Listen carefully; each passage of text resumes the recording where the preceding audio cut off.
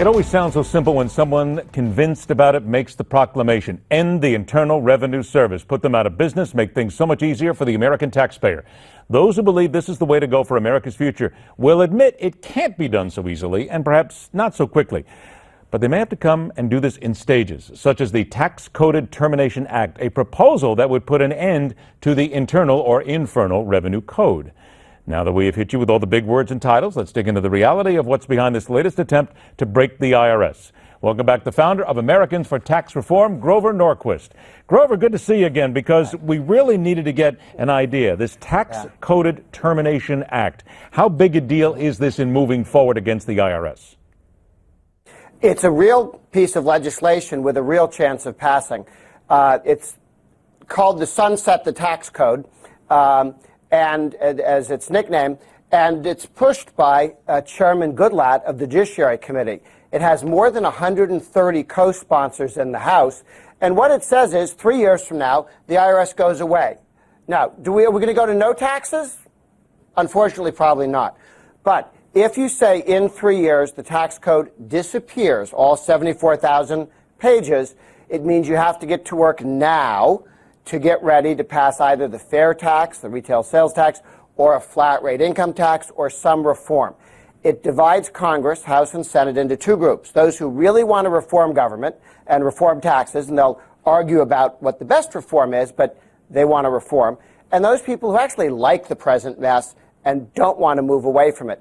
That alone is worth the price of admission, but I believe if we have a president who's pro-taxpayer, this bill can pass. Now, it's all a good idea, but here's some of the things that you just said, and you're right. We're talking about 3 years to go before this goes away, 74,000 pages, all this time, and the Congress that gets involved. And Grover, here's the thing. We're talking about 21 years ago, Newt Gingrich was making comments about it's time to get rid of the tax code. We've heard this so long. All this rhetoric. What makes the American public believe that this is the time somebody's going to get it done and we stop hearing all this trash and promises? That's the point of this legislation, that if we pull the trigger and pass the legislation, then in the next 3 years, and it'll happen before 3 years, I'm not going to wait till the night before to get it done, but you give yourself some time so you don't end up without a government. And we say, look, in 3 years, the tax code disappears, so you have to reform it now, or it goes away. We'll negotiate from zero up instead of from the present mess down. I like that direction much better. Again, already 130 co-sponsors. This is a real piece of legislation. The chairman of the Judiciary Committee, Representative Goodlatte, is leading this fight. This is very high profile. Grover, a couple minutes that we got left here. This is all great. Honestly, Sure. Americans need this kind of break. But here we are, where we have been again for years. Corporations, monster corporations in America, still not paying their share of taxes. 42% of large companies paid no corporate income tax.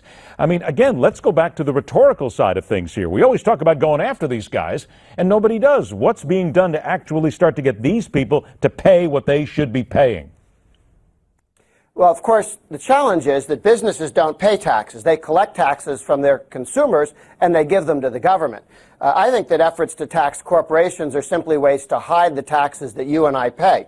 When we buy something at the store, we're paying for the property tax on the store, for the sales taxes. We're paying for the income taxes of all the employees in that store. Companies don't pay taxes, only people pay taxes. Companies collect taxes from you and me when we buy things from them and give it to the government. I think we should have if we're going to have a corporate tax, it should be a single flat rate tax that's easy to understand. But even that hides who's paying the tax. Only people pay taxes. Companies don't pay them. So then why do we always hear about this? Is it a bit of a smokescreen every time we hear people like Bernie Sanders complaining about big corporations? Because he wants to raise taxes and have you think that you're not paying it. He goes, I'm going to tax AT&T. You don't think every tax that every dollar AT&T pays in taxes, you and I pay when we pay our phone bill. It's just hidden inside the phone bill instead of being honestly taken from us when the IRS comes and mugs us every year. Let me ask you this. I got about 30 seconds left. We're in the middle of a presidential race at this point. In your opinion, the opinion of your group, who is best suited right now to take on the tax code, the taxation of Americans, and make something happen? Right now, the two Democrats are both talking about dramatic increases on everybody. Hillary Clinton on soda taxes, so she wants to tax the poor. And the three Republicans all have plans that dramatically reduce rates. All three of the people running Kasich, Cruz, and Trump have good tax reform plans that are significant tax reductions, not simply tax reform, but reform and reductions. All three have good plans. Look, remember, everybody, it's not like the IRS is just going to go away and all of a sudden you're not going to pay taxes. It's called tax reform. And Grover Norquist is right, because at least we see plans from the Republicans who are willing to move ahead and stop this idiocy. Learn more at the website, atr.org. You can find out more about what they're doing and what you can do as well to help the effort. Grover Norquist, always a pleasure. Thanks so much for joining us. Stay with us. The Hard Line continues.